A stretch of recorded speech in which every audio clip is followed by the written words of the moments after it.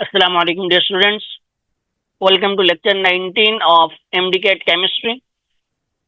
But I hope आप सब लोग ठीक होंगे, खैर खैरियत से होंगे और MCAT को बड़े अच्छे तरीके से प्रिपेयर कर रहे होंगे। आज का जो हमारा टॉपिक है that is Le Chatelier's principle. This is very very important topic. बहुत सारे MCQs पूछे जाते हैं बेटा इसमें से, तो stay connected till the end of lecture. Let's start. सबसे पहले है बेटा ली शैटलियर प्रिंसिपल की डेफिनेशन कि ली शैटलियर प्रिंसिपल होता क्या है। ली शैटलियर प्रिंसिपल ये कहता है कि बेटा हमारे पास एक सिस्टम है जिसमें इक्विलिब्रियम इस्टेब्लिश हो चुका है। केमिकल रिएक्शन है जो एक फ्लास्क के अंदर, एक बीकर के अंदर, एक क्लोज्ड कंटेनर के अंदर हो रहा है बेटा, वो केमिकल रिएक्शन। और वो केमिकल रिएक्शन जो है वो इक्विलिब्रियम पे है और उस केमिकल रिएक्शन पर हम कोई स्ट्रेस लगाते हैं। स्ट्रेस का मतलब कोई फोर्स लगाते हैं। फोर्स मीन हम कंसंट्रेशन चेंज कर देते हैं, हम प्रेशर चेंज कर देते हैं, वॉल्यूम चेंज कर देते हैं, कैटालिस्ट चेंज कर देते हैं या टेम्परेचर चेंज कर देते हैं। इन चीजों में से बेटा कोई भी चीज चेंज करके हम अगर बेटा कोई फोर्स लगाएंगे उस सिस्टम पर जो इक्विलिब्रियम पे है, the system will try to nullify the effect of stress as far as possible. System कोशिश करेगा कि वो जो स्ट्रेस है उसके इफेक्ट को मिनिमाइज किया जा सके, उसको कम किया जा सके या उसको खत्म किया जा सके। डन। ये है बेटा ली शैटलियर्स प्रिंसिपल। बेटा ये क्यों होता है? इक्विलिब्रियम पे आपको पता है, at equilibrium the forward and reverse reactions are driven by molecular collisions. Forward और रिवर्स रिएक्शन किस वजह से होते हैं? फॉरवर्ड रिएक्शन होता है because reactant molecule continuously collide and convert into product. And reverse reaction इस वजह से होता है बिकॉज प्रोडक्ट माल के अंदर जो मॉलिक्यूल्स है वो कंटिन्यूअसली कोलाइड करके रिएक्टेंट्स बना रहे होते। When we change temperature, pressure, concentration और वॉल्यूम, इन चीजों में से कोई एक चीज चेंज करते हैं हम, तो फिर क्या होता है? The frequency and energy of collision between reactant molecule increases or decreases। बेटा एक सेकंड में कितनी बार मॉलिक्यूल आपस में कोलाइड कर रहे हैं, that is called as frequency of collision. और एनर्जी ऑफ कोलिजन के वो बेटा एक दूसरे से कोलाइड कर रहे हैं रिएक्टेंट मॉलिक्यूल्स, तो कितनी एनर्जी एक दूसरे को ट्रांसफर कर रहे हैं। बेटा ये चेंज होती है रिएक्टेंट और प्रोडक्ट्स में, ये इंक्रीज होती है या डिक्रीज होती है। रिएक्टिंग मॉलिक्यूल्स की टर्म इसलिए यूज हुई है बेटा कि रिएक्टेंट्स भी हो सकते हैं रिएक्टिंग मॉलिक्यूल्स फॉरवर्ड डायरेक्शन के लिए, और रिवर्स डायरेक्शन में प्रोडक्ट्स भी रिएक्टिंग मॉलिक्यूल्स। क्लियर? तो जब एनर्जी और फ्रीक्वेंसी चेंज होगी बेटा तो उससे क्या होगा? रेट ऑफ रिएक्शन चेंज होगा और therefore a shift in position of equilibrium is visible. यानी आपके पास QC की वैल्यू चेंज होगी, इक्विलिब्रियम पोजीशन शिफ्ट होगी या फॉरवर्ड डायरेक्शन में या रिवर्स डायरेक्शन में, यानी या QC की वैल्यू बढ़ेगी या QC की वैल्यू कम हो। क्योंकि सिस्टम तो इक्विलिब्रियम पे नहीं रहा कि हम कहें KC की value, the system is no longer at equilibrium, so it will now disturb the value of QC। Done. चलो जी बेटा आगे चलते हैं। नेक्स्ट शुरू करते हैं बेटा वन बाय वन इन सारी की सारी चीजों को, कंसंट्रेशन को, प्रेशर को, वॉल्यूम को, टेम्परेचर को, कैटालिस्ट को, इन सारी चीजों को वन बाय वन देखेंगे इस पूरे लेक्चर के अंदर। सबसे पहली चीज है बेटा effect of change of concentration. यानी हम अगर कंसंट्रेशन चेंज कर दें तो क्या फर्क पड़ेगा। तो बेटा कंसंट्रेशन चेंज करने के क्या तरीके हैं? फॉर एग्जाम्पल एक रिएक्शन हो रहा है, उस रिएक्शन में या तो आप रिएक्टेंट्स ऐड कर दें या रिएक्टेंट्स रिमूव कर दें, या प्रोडक्ट्स ऐड कर दें या प्रोडक्ट्स रिमूव कर दें। यही चार मेथड है ना, या रिएक्टेंट्स ऐड करो, रिएक्टेंट्स रिमूव करो, प्रोडक्ट्स ऐड करो, प्रोडक्ट्स रिमूव करो। तो इनको मैंने दो पार्ट्स में डिवाइड कर दिया बेटा। यहाँ पे देखें पार्ट 1 एंड पार्ट 2।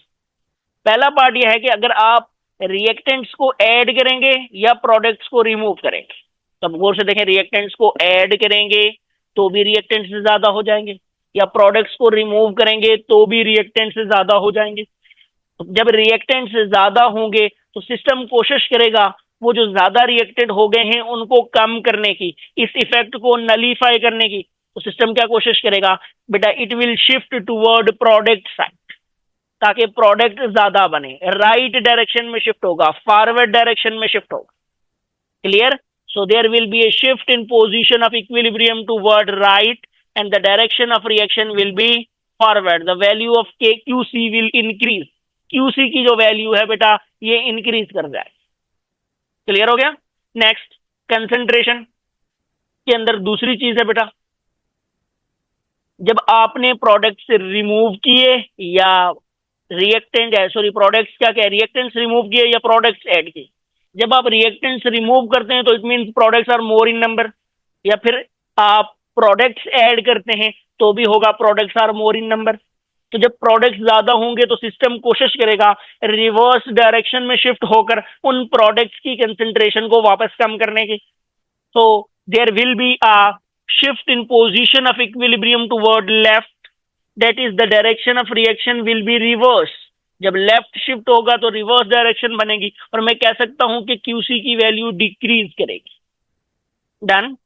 अब गौर से देखें बेटा, लेकिन इन तमाम चीजों में ये बहुत इंपॉर्टेंट चीज है बेटा, आप रिएक्टेंट्स ऐड करें, रिएक्टेंट्स रिमूव करें, प्रोडक्ट्स ऐड करें, प्रोडक्ट्स रिमूव करें, केसी की वैल्यू अनचेंज रहेगी। There will be no effect on value of KC.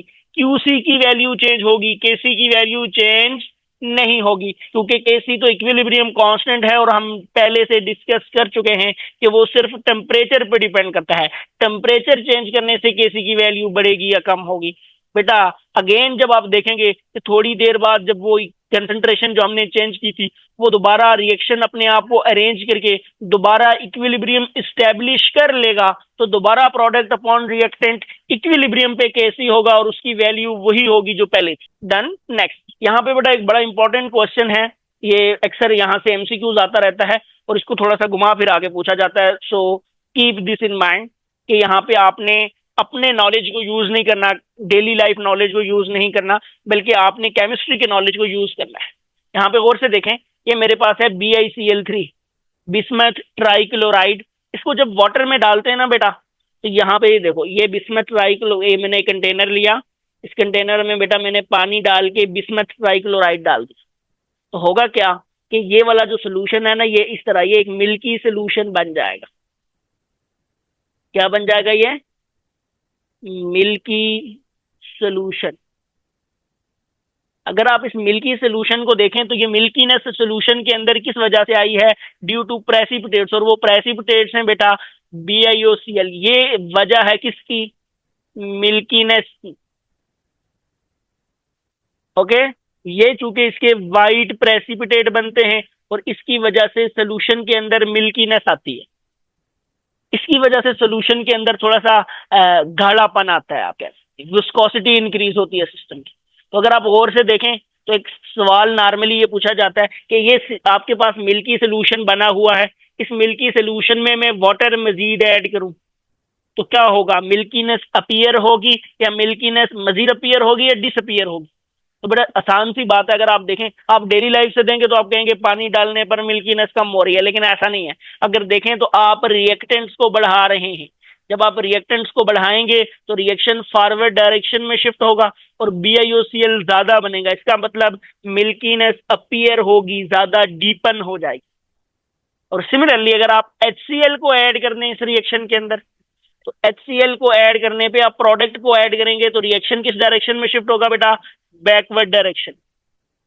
Done? तो फिर मिल्कीनेस क्या हो जाएगी बेटा? कम हो जाएगी। तो याद रखें कि जब आप वाटर को ऐड करेंगे तो मिल्कीनेस ये डीपन होगी, गहरी होगी बेटा, और जब बेटा आप HCl को ऐड करेंगे तो मैं कह सकता हूं मिल्कीनेस फेड्स, क्योंकि उस वक्त आपके पास BiOCl की कंसंट्रेशन कम हो जाएगी। डन? ये बहुत दफा पूछा जा चुका है। नेक्स्ट, बल्कि मेरे ख्याल में लास्ट टाइम या उससे पिछली बार ये पेपर में आया हुआ भी था MCQs। नेक्स्ट, यहां पे देखें बेटा, ये हमारे पास मोस्ट कॉमन रिएक्शन है जहां से हम इक्विलिब्रियम पढ़ना शुरू करते हैं। यहां पे देखें बेटा H2 क्या है आपके पास? कलरलेस गैस है। HI भी आपके पास कलरलेस गैस, लेकिन ये तो दरमियान में I2 है बेटा, इसके वायलेट वेपर्स होते हैं। ये वायलेट कलर की गैस है, अगर ये गैसियस स्टेट में आयोडीन हो तो वायलेट वेपर्स होते हैं। तो अगर फॉर एग्जांपल ये मेरे पास एक सिस्टम है, एक फ्लास्क है, जिसके अंदर ये मैं कोई केमिकल रिएक्शन कर रहा हूं और ये क्लोज्ड कंटेनर होगा अगर इक्विलिब्रियम हो रही है, तो शुरू शुरू में आप देखेंगे जब आप रिएक्टेंट्स ऐड करेंगे तो यहाँ पर आपके पास I2 की कंसंट्रेशन ज्यादा थी, तो इसकी वजह से ये जो पूरी फ्लास्क है इसके अंदर क्या होगा बेटा, वायलेट वेपर्स होंगे। आहिस्ता आहिस्ता आप देखेंगे कि ये जो वायलेट वेपर्स हैं चूंकि ये रिएक्ट करके HI बनाना शुरू कर देंगे, तो HI के बनने की वजह से ये जो बेटा वायलेट कलर है ये डिसअपियर होना शुरू हो जाए। क्लियर हो गया? आहिस्ता आहिस्ता कम होना शुरू हो जाएगा। इसका मतलब रिएक्टेंट से रिएक्ट करके कोई प्रोडक्ट बना रहे हैं। डन। अब गौर से देखें, अगर मैं इस सोल्यूशन के अंदर HI को मजीद ऐड कर दूं इसी सिस्टम के अंदर, तो HI जैसे ही ऐड करूंगा रिएक्शन रिवर्स डायरेक्शन में आएगा, तो बेटा ये जो वायलेट कलर है ये दोबारा रीअपियर होना शुरू हो जाए। और अगर मैं H2 को ऐड कर दूं तो ये वायलेट कलर मजीद फेड होना शुरू हो जाए। समझ आ गई मेरी बात? ये इस तरह से एमसीक्यूज पूछे जाएंगे आपसे। डन। नेक्स्ट, ले शेटलियर प्रिंसिपल में जो बेटा दूसरा इफेक्ट है that is effect of pressure और वॉल्यूम। एक ही चीज है बेटा, दो डिफरेंट टर्म्स में लिखी जाती है लेकिन मतलब एक ही है। बेटा आप प्रेशर बढ़ाते हैं तो मतलब वॉल्यूम कम करते हैं, और वॉल्यूम बढ़ाते हैं तो मतलब प्रेशर कम करते हैं। डन। इसके अंदर कुछ केसेस बनती हैं, तीन चार बेटा। सबसे पहली केस है if all reactants and products are gases. अगर सारे के सारे रिएक्टेंट्स और प्रोडक्ट्स क्या हों, गैसेस हों, तो फिर क्या होगा बेटा? यहाँ पे देखें तीन केसेस बनती हैं इसमें बेटा। पहली डेल्टा एन जीरो हो, दूसरी डेल्टा एन नेगेटिव हो, तीसरी आगे आएगी बेटा डेल्टा एन पॉजिटिव हो। बल्कि ये मैं दिखा देता हूं आपको, ये लो, ये तीसरी केस बनेगी बेटा डेल्टा एन पॉजिटिव। डन। अगर गौर से देखें बेटा तो जब डेल्टा एन जीरो होगा, डेल्टा एन जीरो का क्या मतलब है, number of moles of reactants और number of moles of products दोनों बराबर हैं। जैसे कि आपके पास रिएक्शन है H2 plus I2 goes to 2HI, तो रिएक्टेंट के भी दो मोल्स, प्रोडक्ट के भी दो मोल्स। तो इस केस में बेटा आप प्रेशर बढ़ाएं या प्रेशर कम करें, there will be no effect on position of equilibrium, कोई फर्क नहीं पड़ेगा। As well as there will be no effect on the value of किस, वैल्यू ऑफ Kc पर भी कोई फर्क नहीं पड़ेगा। इवन प्रेशर या वॉल्यूम चेंज करने से डेल्टा एन पॉजिटिव हो, नेगेटिव हो, जीरो हो, कुछ भी हो, value of Kc will remain unchange. Pressure change करने या वॉल्यूम चेंज करने से कभी भी वैल्यू ऑफ Kc नहीं बढ़ेगी या कम होगी, QC की वैल्यू इफेक्ट। लेकिन यहाँ पे पहले केस में अगर आप देखें तो बेटा जब डेल्टा एन जीरो होगा तो ना Kc की वैल्यू चेंज होगी ना QC की वैल्यू चेंज होगी, एक भी नहीं चेंज होगी, ना रिएक्शन कोशेंट चेंज होगा ना इक्विलिब्रियम कांस्टेंट चेंज। बेटा आप जितना मर्जी प्रेशर बढ़ा लें, जितना मर्जी प्रेशर कम कर लें, देयर विल बी, वॉल्यूम बढ़ा लें, वॉल्यूम कम कर लें, there will be no shift in position of equilibrium, there will be no effect on value of QC, there will be no effect on value of Kc। Done. अभी हम आगे मजीद examples करेंगे। लेकिन अगर आपके पास डेल्टा इन दूसरी केस में अगर देखें तो नेगेटिव है। नेगेटिव का क्या मतलब होगा बेटा कि प्रोडक्ट माइनस रिएक्टेंट का आंसर क्या है, कोई नेगेटिव वैल्यू। इसका मतलब है रिएक्टेंट से ज्यादा है, प्रोडक्ट्स कम है। फॉर एग्जांपल प्रोडक्ट्स कम है, यहाँ पे देखें इस रिएक्शन में दो प्रोडक्ट और रिएक्टेंट है बेटा तीन और एक, 4 moles, 4 moles of number of reactants and 2 moles, so 2 - 4 is -2। यहाँ पे देखें तो यहाँ पे हम दो काम कर सकते हैं बेटा।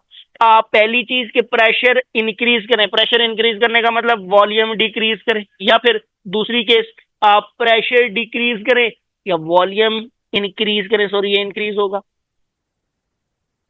तो क्या होगा, गौर से देखें। तो जब आप प्रेशर इंक्रीज करेंगे, तो प्रेशर इंक्रीज करने का मतलब क्या होगा बेटा कि आप सिस्टम को छेड़ रहे हो, सिस्टम के अंदर कोई स्ट्रेस लगा रहे हो बाय इंक्रीजिंग प्रेशर। तो सिस्टम क्या कोशिश करेगा, उस प्रेशर को कम करने की। और आपको पता है कि प्रेशर कितना ज्यादा होता है, जितने नंबर ऑफ मॉलिक्यूल्स ज्यादा होते हैं, और प्रेशर कितना कम होता है, जितने नंबर ऑफ मॉलिक्यूल्स कम होते हैं। तो अगर गौर से देखें तो इधर 4 मोल्स हैं, इधर 2 मोल्स हैं, तो आप प्रेशर इंक्रीज करेंगे तो सिस्टम उस डायरेक्शन में शिफ्ट होगा जहां पे नंबर ऑफ मोल्स कम है। जहां पे मोल्स कम है मल्टीप्लाई विद एवोगाड्रोस करेंगे तो वहां मॉलिक्यूल्स भी कम होंगे ऑब्वियसली। तो इसका मतलब है कि प्रोडक्ट साइड पे number of moles come, number of molecules come, reactant side पे नंबर ऑफ मोल्स ज्यादा, नंबर ऑफ मॉलिक्यूल्स ज्यादा। तो सिस्टम उस डायरेक्शन में शिफ्ट होगा जहां पे नंबर ऑफ मोल्स या नंबर ऑफ मॉलिक्यूल्स कम हो। तो यहाँ पे देखें प्रोडक्ट में 2 मोल्स हैं, तो इसका मतलब है रिएक्शन फॉरवर्ड डायरेक्शन में शिफ्ट हो जाएगा। जब आप प्रेशर इंक्रीज करेंगे तो बेटा पोजीशन ऑफ इक्विलिब्रियम क्या होगी, राइट डायरेक्शन में शिफ्ट होगा, क्यूसी की वैल्यू बढ़ेगी और डायरेक्शन ऑफ रिएक्शन क्या होगी, forward reaction. On the other hand अगर आप देखें कि आप प्रेशर डिक्रीज करेंगे तो प्रेशर डिक्रीज करने का मतलब आप वॉल्यूम इंक्रीज करेंगे, प्रेशर से बहुत कम ही पूछा जाता है, यहाँ वॉल्यूम से पूछा जाता है। तो आप समझ जाना है कि वॉल्यूम डिक्रीज करने का मतलब प्रेशर इंक्रीज और वॉल्यूम इंक्रीज करने का मतलब प्रेशर डिक्रीज।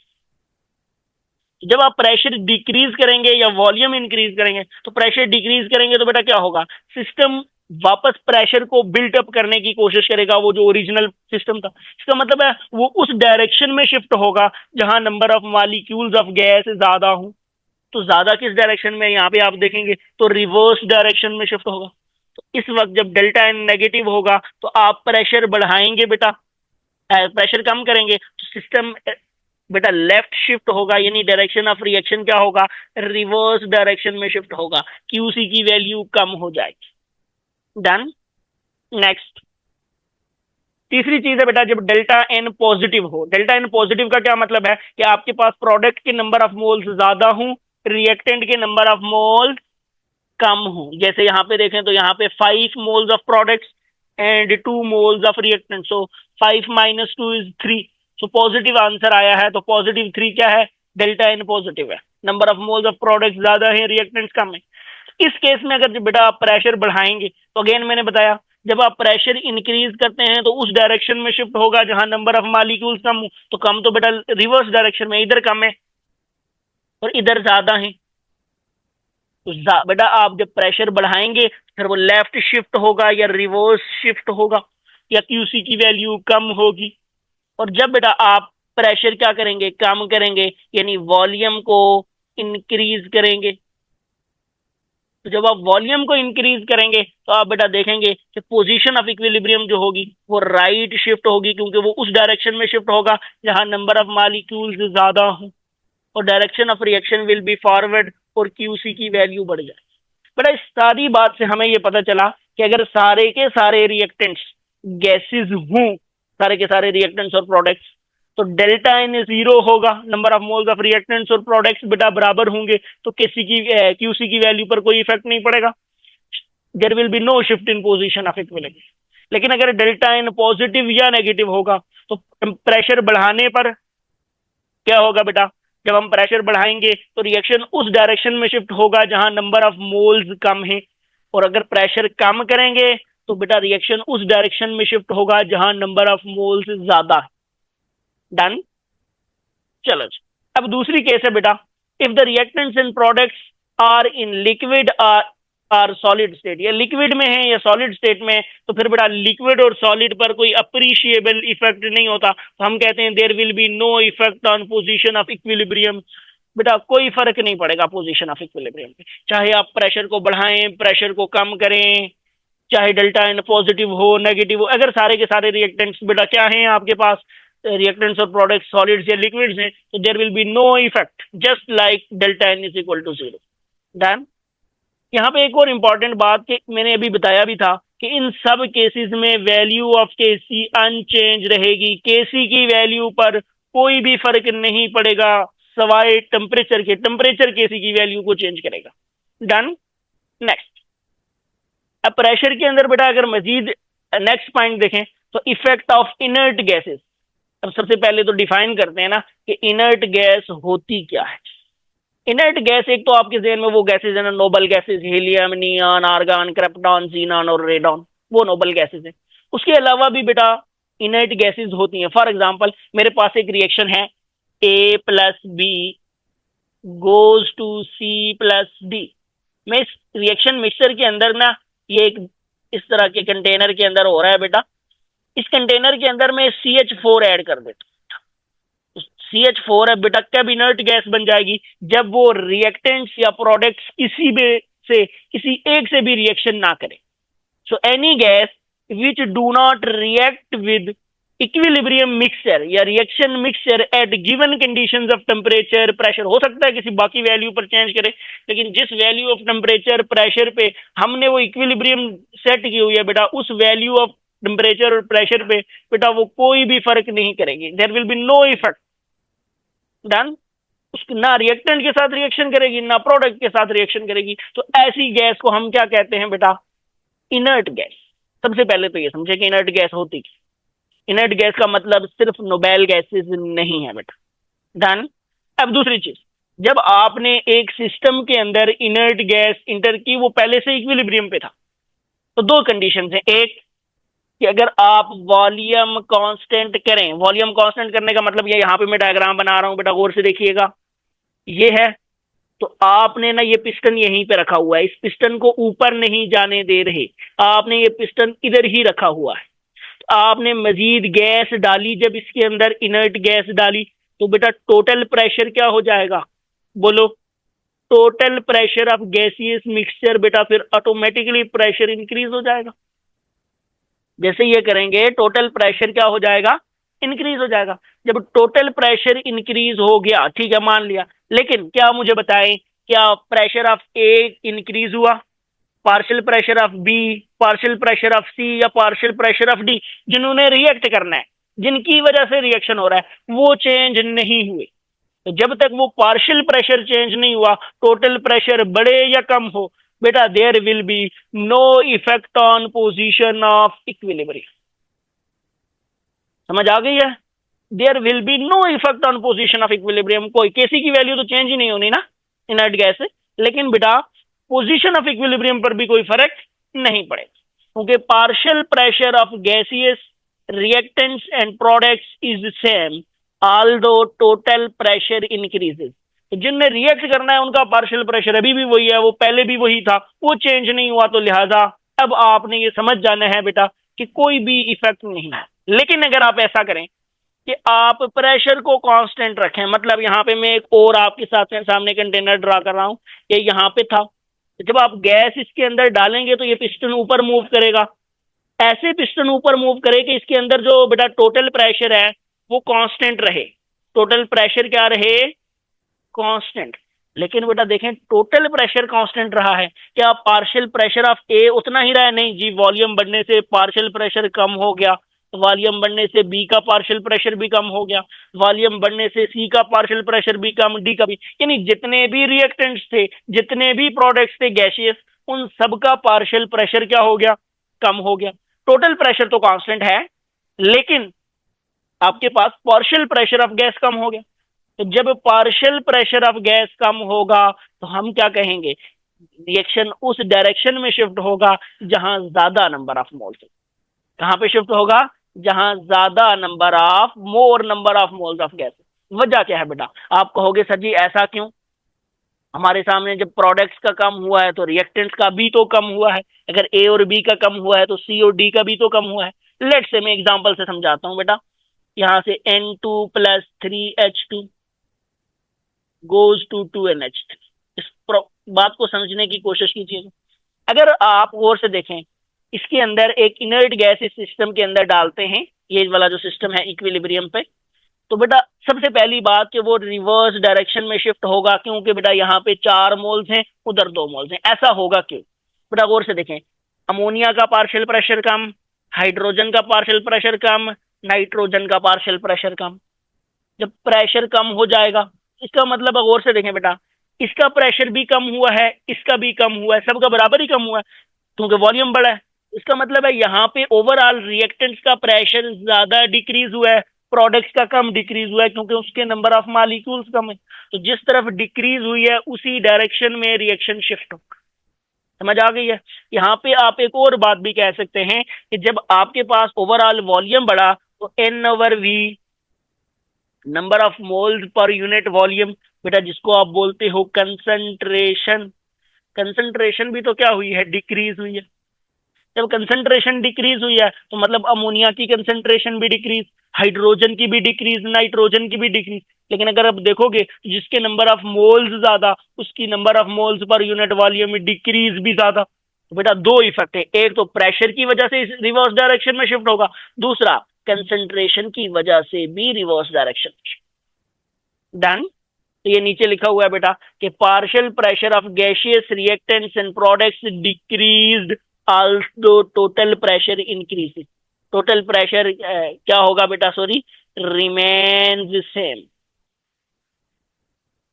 अगरचे टोटल प्रेशर सेम है, लेकिन चूंकि पार्शियल प्रेशर जो आपके पास है वो कम हो गया है, तो रिएक्शन उस डायरेक्शन, हमेशा रिवर्स नहीं बेटा, हो सकता है फॉरवर्ड भी शिफ्ट हो जाए, लेकिन उस डायरेक्शन में शिफ्ट होगा जिस डायरेक्शन में number of molecules of gas ज्यादा होंगे। यानी आप कह सकते हैं कि जब डेल्टा एन पॉजिटिव हो, डेल्टा एन पॉजिटिव का मतलब प्रोडक्ट ज्यादा है मोल, फिर फॉरवर्ड में शिफ्ट होगा, और जब डेल्टा एन नेगेटिव हो फिर रिवर्स में शिफ्ट। डन। ये इनर्ट गैसेस का इफेक्ट। नेक्स्ट, यहां पे बेटा ली शेटलियर्स प्रिंसिपल को अप्लाई करते हैं। सबसे पहला वाला देखें तो आपको पता है कि H2 भी गैस, I2 भी गैस और HI भी गैस, तीनों की तीनों बेटा रिएक्टेंट्स और प्रोडक्ट्स गैसेस हैं। तो मैं कह सकता हूं यहां पे देखो तो आपके पास 2 मोल्स हैं रिएक्टेंट्स के, इधर आओ तो 2 मोल्स हैं प्रोडक्ट्स के। तो मैं कहूंगा डेल्टा एन जीरो है तो नो इफेक्ट। आप प्रेशर बढ़ाएं, आप प्रेशर कम करें, there will be no effect, कोई भी फर्क नहीं पड़ेगा। दूसरी चीज इधर देखें बेटा, यहां पे रिएक्टेंट्स के 2 मोल्स हैं, प्रोडक्ट्स के इस रिएक्शन के अंदर बेटा 4 और 1 5 मोल्स हैं, 4 मोल्स NO2 के और 1 मोल O2 का। अब गौर से देखो बेटा, आप प्रेशर बढ़ाओगे तो बेटा कम number of moles reactant side पे हैं, तो मैं कहूंगा रिवर्स शिफ्ट होगा, और अगर आप प्रेशर कम करोगे तो फॉरवर्ड शिफ्ट होगा। ओके, आप प्रोडक्ट प्रेशर इंक्रीज करोगे तो लेफ्ट शिफ्ट होगा, आप प्रेशर डिक्रीज करोगे तो राइट शिफ्ट। आप प्रेशर इंक्रीज करोगे तो क्यूसी की वैल्यू बेटा क्या होगी, कम होगी, और अगर आप प्रेशर डिक्रीज करोगे तो क्यूसी की वैल्यू इंक्रीज। डन। नेक्स्ट यहां पे आ जाए बेटा, इधर गौर से देखें तो बेटा रिएक्टेंट्स के हैं बेटा 3 मोल्स और प्रोडक्ट्स के हैं बेटा 2 मोल्स। आप प्रेशर बढ़ाएं तो कम मोल्स की साइड पे है बेटा प्रोडक्ट साइड पे, तो ये फॉरवर्ड शिफ्ट हो जाएगा। आप प्रेशर कम करें तो ये बेटा रिवर्स शिफ्ट हो। डन। मुश्किल तो नहीं है, इंतहाई इजी है मेरे ख्याल में। यहाँ पे आ जाए बेटा, इधर देखें बेटा चौथे के अंदर, तो यहाँ पे 5 + 4 9 मोल्स हैं, और यहाँ पे 4 + 6 10 मोल्स हैं। तो आप देखें कि कम मोल्स किधर हैं, रिएक्टेंट्स के, तो प्रेशर बढ़ाओ तो बेटा रिवर्स शिफ्ट होगा, प्रेशर कम करो तो फॉरवर्ड शिफ्ट होगा। डन। यहाँ पे आ जाए बेटा, ये बड़ी इंपॉर्टेंट एग्जांपल है जो अब आगे आने वाली दोनों है, इसको इनको दोनों को इसीलिए मैं रेड से कर रहा हूँ। यहाँ पे गौर से देखें, यहाँ पे ये तो गैस है, सॉलिड है, ये तो काउंट ही नहीं होगा। तो यहाँ पे आपके पास जो गैसियस है वो बेटा 1 मोल है, आपने 2 मोल नहीं गिनने। यहाँ दोनों गैसेस हैं तो यहाँ पे 2 मोल हैं। अगर गौर से देखें तो शुरू में आपको यूं लगेगा जैसे डेल्टा एन जीरो है, नो इफेक्ट, लेकिन अगर आप देखें गैशियस मोल्स आपने गिनने हैं सर, सिर्फ और सिर्फ कौन से मोल्स गिनने हैं, गैशियस मोल्स। तो आप देखें प्रेशर बढ़ाएंगे तो बेटा रिवर्स शिफ्ट होगा, और प्रेशर कम करेंगे तो बेटा फॉरवर्ड शिफ्ट होगा। डन। नेक्स्ट यहाँ पे आए, ये भी सॉलिड, ये भी सॉलिड, तो हमारे पास इधर भी कितने मोल्स हैं बेटा, 4 मोल्स, और इधर भी कितने मोल्स हैं, 4 मोल्स। वैसे तो ऐसे देखने से लगता है 4 + 1 5 है प्रोडक्ट साइड पे, और 4 + 3 7 है, तो बेटा कोई चेंज, डेल्टा एन जीरो नहीं है। लेकिन अगर आप देखें तो यहाँ पे डेल्टा एन जीरो है, तो नो इफेक्ट ऑफ प्रेशर। तो इस तरह एमसीक्यूज आएंगे बेटा कि इनमें से किस रिएक्शन के अंदर बेटा प्रेशर बढ़ाने पे फॉरवर्ड डायरेक्शन में जाएगा, प्रेशर कम करने पे रिवर्स डायरेक्शन में आएगा, या फिर किस डायरेक्शन से में कोई रिएक्शन पे कोई इफेक्ट नहीं होगा, आपको कोई डेल्टा एन वाला मिल नहीं रहा होगा, तो वहां पे सॉलिड लिक्विड को ढूंढिएगा। डन। अच्छा बेटा एक बात बड़े गौर से सुन ले, यहाँ पे एक एमसीक्यूज ऐसा भी आ सकता है कि what will be effect on value of KC by increasing pressure, और आप डायरेक्शन ऑफ रिएक्शन को प्रिडिक्ट करके फॉरवर्ड और रिवर्स लगा के आप इंक्रीज डिक्रीज लगा के आ जाएंगे। ये गलती नहीं करनी, याद रखें ऊपर गौर से पढ़ना है कि इक्विलिब्रियम कांस्टेंट लिखा है या पोजीशन ऑफ इक्विलिब्रियम लिखा है। अगर पोजीशन ऑफ इक्विलिब्रियम लिखा है तो फिर तो फॉरवर्ड रिवर्स हो जाएगी, लेकिन अगर इक्विलिब्रियम कांस्टेंट लिखा है तो याद रखना there is no effect on equilibrium constant. Done. तो बड़े गौर से स्टेटमेंट पढ़नी है कि उसके अंदर क्या चीज, कौन सी टर्म मेंशन हुई हुई। डन। चलो जी next, effect of change in temperature. Temperature change करने से क्या होगा बेटा? तो बेटा टेम्परेचर चेंज करने से बेटा हमारे पास दो तरह के रिएक्शंस हैं, उन्हीं की बेस पे हम बात करते हैं। एक है जिनके लिए डेल्टा एच पॉजिटिव होता है यानी एंडोथर्मिक है, और दूसरे हैं जिनके लिए डेल्टा एच नेगेटिव होती है एक्सोथर्मिक है। ये बेटा फॉरवर्ड डायरेक्शन की बात हो रही है, मैंने लिखे जो डेल्टा एच की वैल्यूज लिखी है ये फॉरवर्ड डायरेक्शन।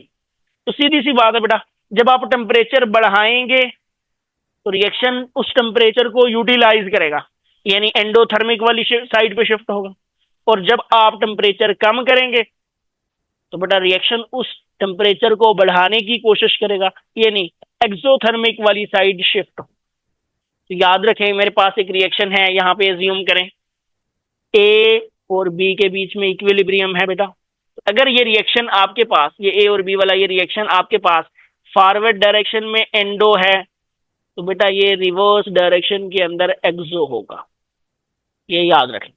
अगर फॉरवर्ड डायरेक्शन में एंडो है तो रिवर्स डायरेक्शन में क्या होगा? एक्सो। एंड वाइस वर्सा, अगर फॉरवर्ड में एक्सो है तो रिवर्स में एंडो। डन। तो यहाँ पे फॉरवर्ड की बात हो रही है, अगर ये फॉरवर्ड डायरेक्शन में एंडोथर्मिक है तो अगर आप टेम्परेचर बढ़ाएंगे तो क्या होगा बेटा? किस डायरेक्शन में शिफ्ट होगा? जिधर एंडो है, अभी बताया था, system will shift towards the right and direction of reaction will B forward, forward direction में शिफ्ट। और टेम्परेचर डिक्रीज करेंगे तो अभी बताया था बेटा रिवर्स डायरेक्शन में शिफ्ट हो जाएगा। तो ये लो बेटा लेफ्ट या रिवर्स डायरेक्शन में शिफ्ट हो जाएगा, उधर शिफ्ट होगा बेटा टेम्परेचर कम करने पर, जहां पे क्या है आपके पास, जहां पे आपके पास हीट प्रोड्यूस हो रही है, क्योंकि आपने टेम्परेचर कम किया है तो सिस्टम बेटा हीट को या टेम्परेचर को प्रोड्यूस करने की कोशिश। डन। हीट प्रोड्यूस करके उस टेम्परेचर को स्टेबलाइज करने की कोशिश। नेक्स्ट, अब दूसरी केस है बेटा, इसको उल्टा ले लो, मैं ये कह लेता हूं C plus D goes to F, ये मैं ऐसे लिख लेता हूं। अब मैं ये कहता हूं कि ये फॉरवर्ड डायरेक्शन में एक्सो है, रिवर्स में एंडो है। अब अगर गौर से आप देखें तो जो फॉरवर्ड डायरेक्शन में एक्सोथर्मिक है, एक्सोथर्मिक का क्या मतलब है? जब आप टेम्परेचर बढ़ाएंगे तो मैंने अभी बताया कि किस डायरेक्शन में शिफ्ट होगा, जहां पे आपके पास, जब आप टेम्परेचर बढ़ाएंगे तो एंडोथर्मिक वाली साइड पे, और टेम्परेचर कम करेंगे तो एक्सो वाली साइड। टेम्परेचर बढ़ाएं तो एंडो वाली साइड, एंडो वाली साइड बेटा लेफ्ट है, रिवर्स डायरेक्शन है, क्यूसी की वैल्यू कम है। और जब आप बेटा इसको टेम्परेचर को क्या करेंगे? डिक्रीज करेंगे, तो फिर ये राइट डायरेक्शन में या फॉरवर्ड डायरेक्शन के अंदर शिफ्ट हो। यहाँ पे मैंने आपको बताया था कि टेम्परेचर पे केसी की वैल्यू भी डिपेंड करती है, यानी टेम्परेचर चेंज करने से बेटा क्या होगा? केसी की वैल्यू, क्यूसी की तो चेंज हुई हुई है, पोजीशन ऑफ इक्विलिब्रियम तो चेंज हुई है बेटा, डायरेक्शन ऑफ रिएक्शन तो चेंज हुई है, लेकिन साथ ही साथ इक्विलिब्रियम कांस्टेंट यानी केसी की वैल्यू भी चेंज होगी। अब गौर से देखो बेटा, आसान सी बात है, अगर कोई आपके पास फॉरवर्ड डायरेक्शन में एंडोथर्मिक है ना, तो temperature is directly proportional to value of, और अगर फॉरवर्ड डायरेक्शन में एक्सोथर्मिक है तो temperature is inversely proportional to value of. यानी ये वाली ऊपर वाली केस के लिए आप टेम्परेचर बढ़ाएंगे, यहाँ पे जैसे आपने टेम्परेचर बढ़ाया तो वैल्यू ऑफ के सी बढ़ेगी, टेम्परेचर कम करेंगे तो वैल्यू ऑफ के सी कम हो। और यहाँ पे आए बेटा नीचे वाले केस में, अगर आप टेम्परेचर बढ़ाएंगे तो इनवर्सली एक्सो है ना फॉरवर्ड में, तो बेटा आप याद रखें कि टेम्परेचर बढ़ाएंगे तो वैल्यू ऑफ के सी कम, टेम्परेचर कम करेंगे तो वैल्यू ऑफ के सी ज्यादा। समझ आ गई मेरी बात? चलो जी नेक्स्ट। अब यहाँ पे बेटा बड़े कुछ इंपॉर्टेंट कंसेप्ट आए हुए हैं जो टेम्परेचर और प्रेशर से रिलेटेड हैं, दोनों से ही रिलेटेड है। For example first of all है dissolution of gases in liquid. आप लोगों ने हेनरी लॉ पढ़ा होगा कि हाई प्रेशर पर जो गैस की सॉल्युबिलिटी है वो बढ़ जाती है। आज उस चीज को प्रैक्टिकली समझ भी लें, कैसे बढ़ती है, क्यों बढ़ती है, ली शेटलियर प्रिंसिपल से उसको समझने की कोशिश। बॉइलिंग पॉइंट पर हम ये कहते हैं there is equilibrium between liquid and vapours. क्या होती है? वेपर्स और इक्विलिब्रियम के, वेपर्स और लिक्विड के बीच में इक्विलिब्रियम, यानी लिक्विड वेपर में कन्वर्ट हो रहा होता है, वेपर लिक्विड में कन्वर्ट हो रहे होते हैं। बेटा आपके पास बॉइलिंग भी हो रही होती है और कंडेंसेशन भी हो रही होती है, दोनों चीजें हो रही होती हैं। अब अगर गौर से देखें बेटा, बड़ी इंपॉर्टेंट चीज है यहां पर, ये मैं एक आपके सामने एक कंटेनर ले रहा हूं, ये वाला, ये कंटेनर के अंदर जो बेटा वाटर है फॉर एग्जांपल, ये बॉईल कर रहा है, ये क्या कर रहा है? बॉईल कर रहा है। बॉइलिंग वाटर के ऊपर बेटा ये मैंने क्या कर दिया, सबसे पहले मैंने प्रेशर बढ़ा दिया, मैं प्रेशर इंक्रीज कर दिया। बॉयल तब होगा ना जब 760 टार था, तो बॉयल होने की वजह से यहाँ पे गैस के मालिक्यूल्स होंगे, और जैसे ही मैं प्रेशर इंक्रीज करूंगा, अब गौर से देखें बेटा, एक्सटर्नल प्रेशर बढ़ाने का क्या मतलब होगा बेटा, एक्सटर्नल प्रेशर बढ़ाने का मतलब बॉइलिंग पॉइंट बढ़ाना, ये आप पढ़ चुके हो। तो बॉइलिंग पॉइंट बढ़ाने का मतलब ये जो वेपर्स बने हैं ये ज्यादा बन गए, नहीं बनने चाहिए थे, इसका मतलब ये वापस कंडेंस होना शुरू हो जाएंगे। और अगर मैं प्रेशर कम करूंगा तो फिर क्या होगा बेटा, ये वापस एक्सटर्नल प्रेशर कम करूंगा तो और ज्यादा वेपर्स बनना शुरू हो जाएंगे। ये तो आपने बेटा लिक्विड्स वाले चैप्टर में भी पढ़ रखा है। अब थोड़ा सा इस पे इक्विलिब्रियम अप्लाई करते हैं। बेटा अगर आप देखें at any value of temperature and pressure, जो वेपर्स होते हैं उनका वॉल्यूम क्या होता है, ज्यादा वॉल्यूम होता है। मैं लिख देता हूं बेटा मोर वॉल्यूम। और लिक्विड का वॉल्यूम क्या होता है बेटा, कम होता है, लेस वॉल्यूम। तो बेटा एक बार गौर से देखो, प्रेशर बढ़ाओगे तो रिएक्शन उस डायरेक्शन में शिफ्ट होगा जहां वॉल्यूम कम होगा, यानी प्रेशर बढ़ाओगे तो वापस लिक्विड स्टेट में आ जाएगा एक्सटर्नल प्रेशर बढ़ाने से। और प्रेशर कम करोगे तो ज्यादा वॉल्यूम वाली साइड यानी वापस वेपर्स बनना शुरू हो। Done, this is the effect of pressure. समझ आ गई है मेरी बात? तो यहाँ पे गौर से देखें बेटा, मैंने कहा कि मैंने प्रेशर बढ़ाया तो बेटा गैस की जो सॉल्युबिलिटी है, ये जो ऊपर वेपर्स थे, जो गैस थी, इसकी सॉल्युबिलिटी क्या हो जाएगी बेटा, प्रेशर बढ़ाने पे कम हो जाएगी, सॉरी ज्यादा हो जाएगी, उल्टा बता, प्रेशर बढ़ाने पे इंक्रीज हो जाएगी बेटा, इंक्रीज सॉल्युबिलिटी। और बेटा प्रेशर कम करने पे क्या होगी, डिक्रीज होगी सॉल्युबिलिटी। सिमिलरली बेटा हवा में मौजूद गैसेस जो हैं, फॉर एग्जांपल ऑक्सीजन है, वो जब बेटा आपके पास प्रेशर ज्यादा होगा, एक आपके पास वाटर है इक्विलिब्रियम पे, तो नॉर्मल आप देखें हवा में जो आपके पास एयर होती है ऑक्सीजन, ये ऑक्सीजन हाई प्रेशर पे वाटर के अंदर ज्यादा डिजॉल्व होगी, यानी अगर प्रेशर ज्यादा होगा तो डिजॉल्व्ड ऑक्सीजन का लेवल क्या होगा बेटा, ज्यादा होगा, और प्रेशर कम होगा तो डिजॉल्व्ड ऑक्सीजन का लेवल कम हो जाएगा। Now we will move to the effect of temperature. आपने प्रेशर बढ़ा दिया, ये पहली वाली केस समझें, ये वाली आपने प्रेशर बढ़ा दिया। अब प्रेशर बढ़ाने के साथ साथ क्या हुआ, आपके पास बॉइलिंग पॉइंट बढ़ गया, आपने टेम्परेचर बढ़ाना शुरू किया, वेपर्स दोबारा बनने शुरू। जब वेपर्स दोबारा बनने शुरू हुए, एक फिर वैल्यू आई जिस पर एक्सटर्नल प्रेशर और वेपर प्रेशर आपस में बराबर हो गए, और ये लिक्विड फिर बॉयल करना शुरू हुआ। डन। अब जब ये लिक्विड दोबारा बॉयल करना शुरू होगा, इसका मतलब क्या हुआ कि जैसे ही आपने प्रेशर बढ़ाकर इसको क्या की, फॉर एग्जाम्पल एक्सटर्नल प्रेशर आपने बढ़ाया हुआ था या जितना भी किया हुआ था, आपने टेम्परेचर बढ़ाया, तो टेम्परेचर बढ़ाने से वो ज्यादा वॉल्यूम की तरफ शिफ्ट, टेम्परेचर बढ़ाने से वो ज्यादा वॉल्यूम की तरफ शिफ्ट होगा। टेम्परेचर बढ़ाने से वो, आप यूं कह सकते हैं कि जब हम टेम्परेचर इंक्रीज करते हैं तो रिएक्शन उस डायरेक्शन में शिफ्ट होता है जहां पे हीट यूटिलाइज हो। तो वो क्या करेगा कि उस हीट को यूटिलाइज करके इंटरमालिकुलर फोर्सेस को ब्रेक डाउन करेगा और लिक्विड को मजीद गैस में कन्वर्ट। और जब आप टेम्परेचर कम करेंगे बेटा, जब आप टेम्परेचर कम करेंगे तो वो जो ऊपर आपके पास गैशियस मॉलिक्यूल्स हैं वो भी वापस कंडेंस होके लिक्विड में कन्वर्ट हो जाए। डन, यानी रिएक्शन किस डायरेक्शन में शिफ्ट होगा बेटा, एक्सोथर्मिक वाली डायरेक्शन में शिफ्ट। डन। तो बेटा आप टेम्परेचर बढ़ाएंगे तो आप देख लेंगे टेम्परेचर बढ़ाने से आपके पास सॉल्युबिलिटी कम हो रही है,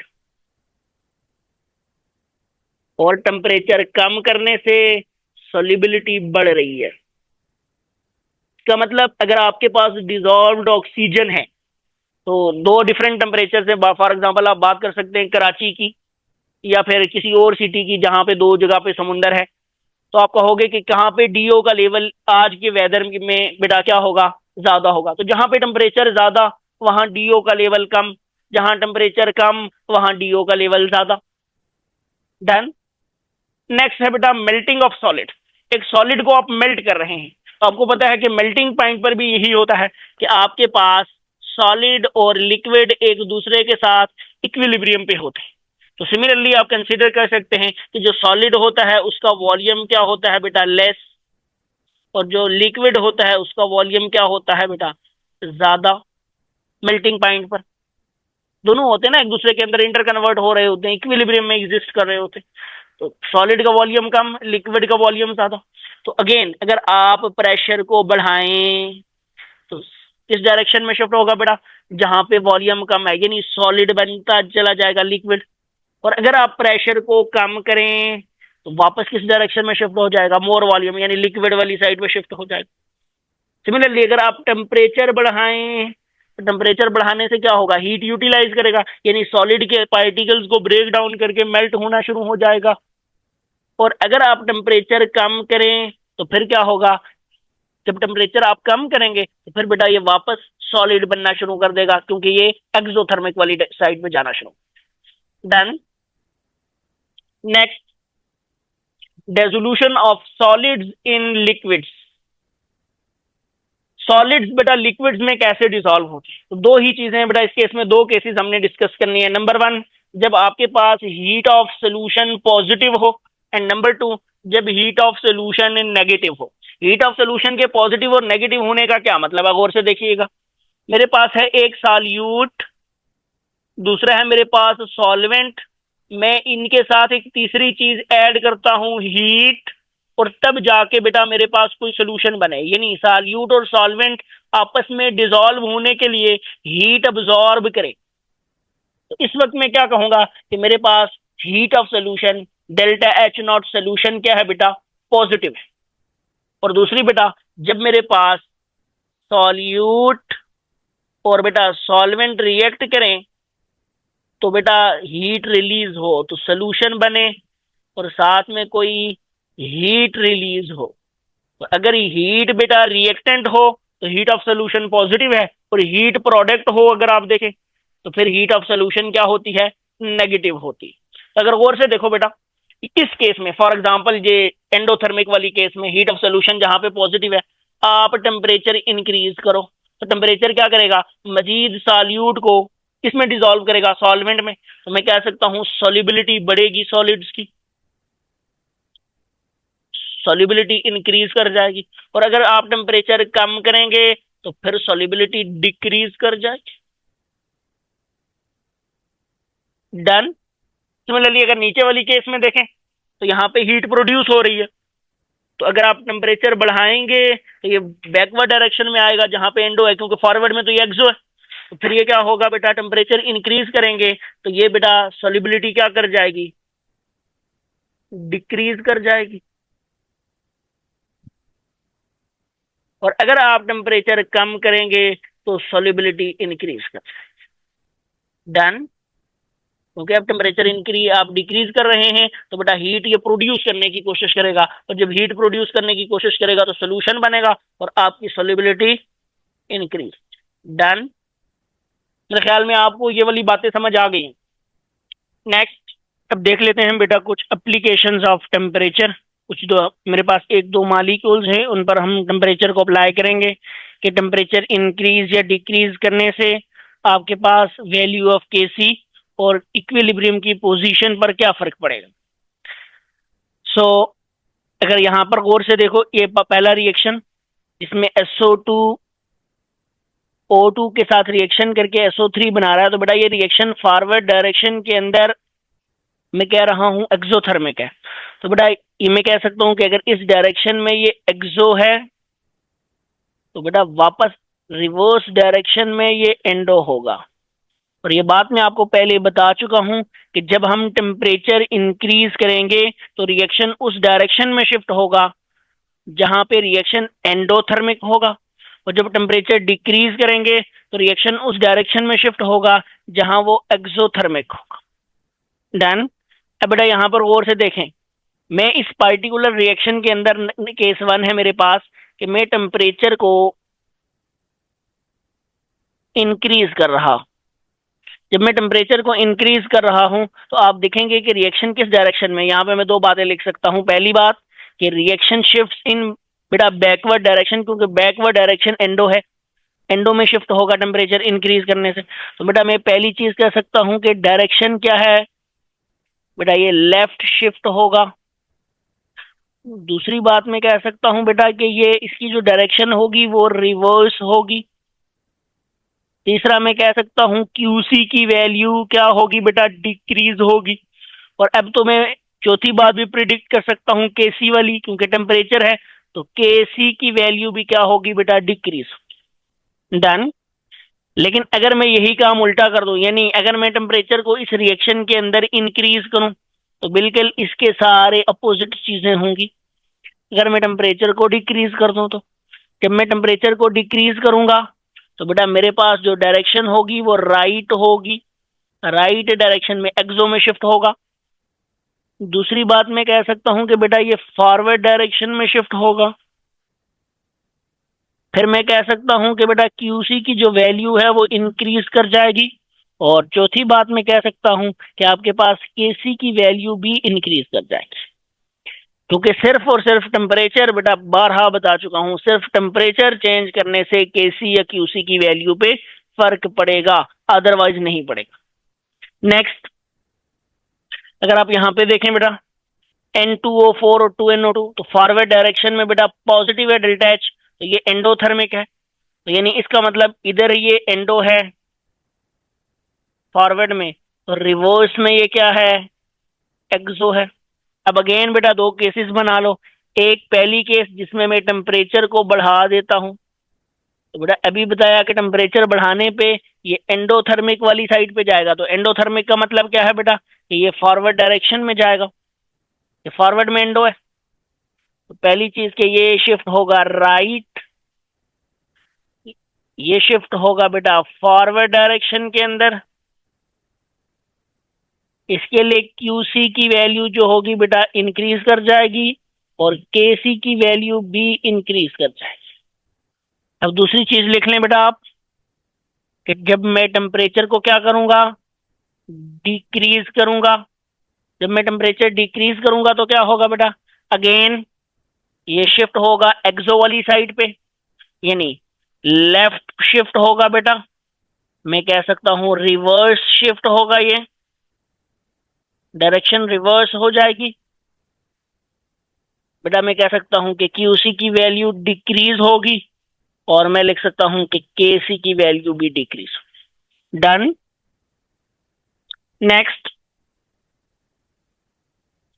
बेटा, what is effect of catalyst. तो बेटा अभी पहले भी बताया था आपको कि कैटालिस्ट का कोई भी इफेक्ट नहीं होता, ना तो पोजीशन ऑफ इक्विलिब्रियम पे और ना ही वैल्यू ऑफ केसी पे। मैं यहाँ पे, a catalyst has no effect on position of equilibrium and it has no effect on value of k। फिर कैटालिस्ट करता क्या है बेटा, यहाँ पे मैंने कुछ पॉइंट्स लिखे हैं कि कैटालिस्ट इन चीजों को चेंज कर देता है और कैटालिस्ट इन चीजों को चेंज नहीं करता। किन किन चीजों को चेंज करता है बेटा, पहली चीज कि energy of activation of reactants और energy of activation of products दोनों को डिक्रीज करता है बेटा, सिर्फ रिएक्टेंट्स की नहीं डिक्रीज करता, रिएक्टेंट्स की एनर्जी ऑफ एक्टिवेशन भी डिक्रीज करता है, प्रोडक्ट्स की एनर्जी ऑफ एक्टिवेशन भी डिक्रीज करता है, दोनों की एनर्जी ऑफ एक्टिवेशन डिक्रीज करेगा। Number two, it changes rate of reaction, ये रेट ऑफ रिएक्शन को चेंज कर देता है, मतलब इंक्रीज कर देता है। Number three, it changes mechanism of reaction, mechanism of reaction, path of reaction को चेंज कर देता है। Number three, it decreases time to attain equilibrium, जितनी टाइम में इक्विलिब्रियम अचीव होती है ये उस टाइम को कम कर देता है बेटा। Next, it changes stability of activated complex, जो बेटा एक्टिवेटेड कम्प्लेक्स बनता था ना, अगर मैं एक वो एक्सोथर्मिक के लिए ग्राफ बना दूं तो बेटा यहाँ पे ये देखें, ये था विदाउट कैटालिस्ट, और भाई अगर मैं विद कैटालिस्ट बनाऊं तो ये कुछ मेरे ख्याल में थोड़ा सा नीचे आ जाएगा यहाँ पे। तो पहले स्टेबिलिटी बेटा एनर्जी ज्यादा होने की वजह से स्टेबिलिटी कम, अब बेटा एनर्जी कम होने की वजह से स्टेबिलिटी ज्यादा, उसका मतलब है स्टेबिलिटी ऑफ एक्टिवेटेड कम्प्लेक्स को भी इसने क्या कर दिया है, चेंज कर दिया। डन। और कैटालिस्ट किन चीजों को चेंज नहीं करता, पहली चीज ये टेम्परेचर चेंज नहीं करता, डेल्टा एच चेंज नहीं करता, जो हीट रिलीज होती है सिस्टम के दौरान या हीट अब्सॉर्ब होती है उसको चेंज नहीं करता, अमाउंट ऑफ प्रोडक्ट को चेंज नहीं करता, relative stability of reactants and products को चेंज नहीं करता, वही डेल्टा एच ही आएगा यहाँ का मतलब। कितनी प्रोडक्ट बनेगी इसको भी चेंज नहीं करेगा, डेल्टा एच को भी नहीं करेगा, टेम्परेचर को भी नहीं करेगा, and the last but not least ये केसी या केपी को भी चेंज नहीं करेगा। अब बेटा यहाँ पे गौर से सुनिए, ये तो नॉर्मल सीधी सी बातें थी। एक एमसीक्यूज आएगा कि बेटा अगर हमने नंबर ऑफ प्रेशर बढ़ाया तो केपी की वैल्यू पे क्या फर्क पड़ेगा। ये तो केसी तो हमने पढ़ लिया ना, हमने जो फार्मूलाज पढ़े थे, पहला फार्मूला क्या था, KP is equal to K C R T raise delta N, या फिर K P is equal to K X P raise delta N, या फिर पढ़ा था बेटा K P is equal to K N P upon N raise delta N. तो इन सब केसेस में मैं देख सकता हूं बेटा कि के पी के सी डायरेक्टली प्रोपोर्शनल, के पी के एक्स डायरेक्टली प्रोपोर्शनल, के पी के एन डायरेक्टली प्रोपोर्शनल। इसका मतलब जब के सी चेंज होगा तब ही के पी चेंज होगा, तब ही के एक्स चेंज होगा, तब ही के एन चेंज होगा। यानी के सी, के पी, के एक्स और के एन सिर्फ टेम्परेचर पर डिपेंड करते हैं बेटा। इसका ये मतलब नहीं है कि आपको कोई प्रेशर की बात कहे तो आप कहोगे जी बेटा चेंज हो गए, वाकई केपी चेंज हो गया। नहीं, केपी नहीं चेंज होता प्रेशर चेंज करने से। इसी तरह कंसंट्रेशन चेंज करने से के एन चेंज नहीं होता। ये बेटा टेम्परेचर डिपेंडेंट क्वांटिटीज है, ये सारी की सारी क्वांटिटीज सिर्फ और सिर्फ डिपेंड करती हैं किस पर, टेम्परेचर पर। जहां पे बेटा केसी बढ़ेगा वहां केपी बढ़ेगा, जहां केसी कम होगा वहां केपी कम होगा, डायरेक्टली प्रोपोर्शनल एकदम। डन। नेक्स्ट लास्ट है बेटा हेबर्स प्रोसेस। हेबर्स प्रोसेस को देखें तो बेटा ये वो प्रोसेस है जो अमोनिया को मैन्युफैक्चर करने के लिए हम यूज करते हैं। इन्वेंट किया था बेटा एफ हेबर ने 1933 में। इसके रिएक्शन को देखें, N2 plus 3H2 goes to 2NH3। Forward direction में एक्सोथर्मिक है, इसीलिए डेल्टा लिखा, माइनस का साइन लगाया डेल्टा एच के साथ। अगर आप गौर से देखें तो बेटा यहाँ पे 2 मोल बन रहे हैं, तो 2 मोल के लिए वैल्यू किलो जोल में लिखी हुई है -92.46, और फॉर 1 मोल किलो जोल पर मोल में लिखी हुई है बेटा -46.23 किलो जोल पर मोल। डन। ये 1 मोल के लिए है, 2 मोल के लिए -92.46, मल्टीप्लाई विद 2 कर दे सिंपल। अच्छा बेटा इधर गौर से देखें, फेवरेबल कंडीशंस क्या होंगी। सबसे पहली चीज कि किन कंडीशंस पर हमारे पास अमोनिया की यील्ड ज्यादा बनेगी। तो कौन सी फेवरेबल कंडीशंस हैं जो फॉरवर्ड डायरेक्शन में लेके जाएंगी ताकि अमोनिया ज्यादा से ज्यादा बने, क्योंकि फॉरवर्ड डायरेक्शन का जो प्रोडक्ट है वो अमोनिया है। तो पहली चीज कि आप अमोनिया को जब रिमूव करेंगे, the continuous removal of ammonia, ammonia को रिमूव करें, रिएक्टेंट्स मजीद अमोनिया बनाएंगे बेटा, तो इससे अमोनिया की यील्ड बढ़ना शुरू हो जाएगी, प्रोडक्ट बनना शुरू हो जाएंगे। नेक्स्ट इंक्रीज ऑफ प्रेशर, या उसी को मैं लिख दूं डिक्रीज ऑफ वॉल्यूम, प्रेशर बढ़ाना या वॉल्यूम कम करना। तो बेटा जब हम प्रेशर बढ़ाएंगे या वॉल्यूम कम करेंगे तो भी अगर और से देखो तो इधर 4 मोल्स हैं, इधर 2 मोल्स हैं, तो बेटा प्रोडक्ट साइड पे कम मोल्स हैं, तो प्रेशर बढ़ाने पे प्रोडक्ट साइड पे शिफ्ट होगा।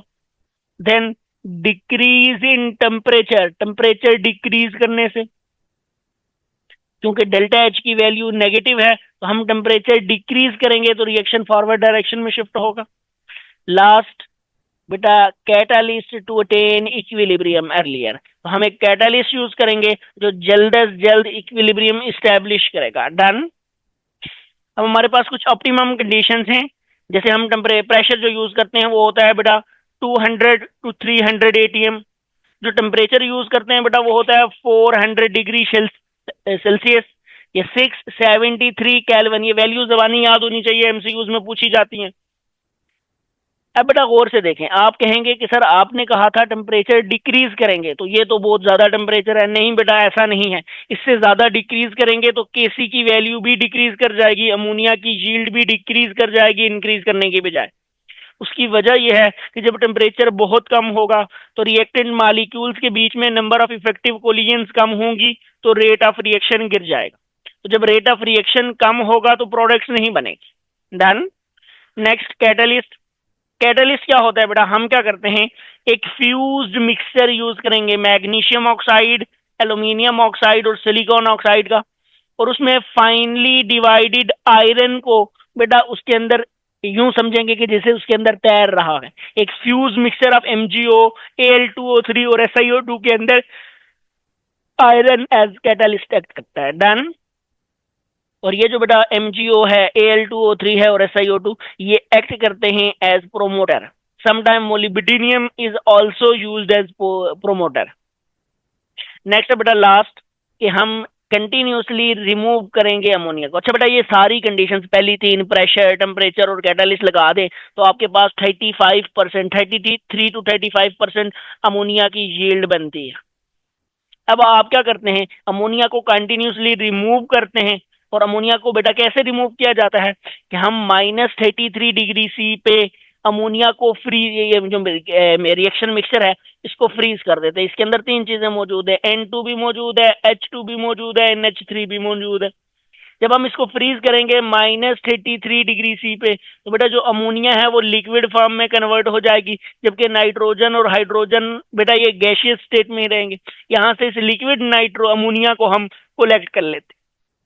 देन नेक्स्ट, अब बेटा यहाँ पे कुछ बातें लिखी हुई हैं। Equilibrium mixture contain 35% of ammonia, भी आपको बताया था बेटा।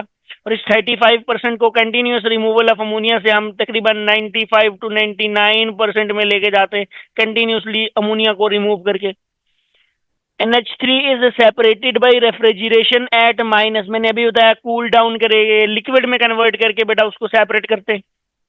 वेरी वेरी इंपॉर्टेंट MCQs आ रहा है बेटा। 110 million ton ammonia is produced annually in the world. कितनी अमोनिया एक साल में प्रोड्यूस होती है? 110 million ton. This value is written for world, globally ये वैल्यू यूज। नेक्स्ट है बेटा, 80% of this ammonia is used as fertilizers or used for making other fertilizers, यानी फर्टिलाइजर्स में यूज होती है, या खुद फर्टिलाइजर के तौर पर यूज होती है, या किसी दूसरे फर्टिलाइजर को बनाने के लिए यूज होती है। तो यूज हो गए इसके। Rest is use in making explosive, explosive बनाने में यूज होती है, ये तीसरा यूज हो गया। एंड पॉलीमर्स, पॉलीमर्स बनाने में यूज होती है, ये चौथा यूज हो गया। अभी तक मैंने आपको चार यूज बताए। पांचवा यूज क्या है बेटा?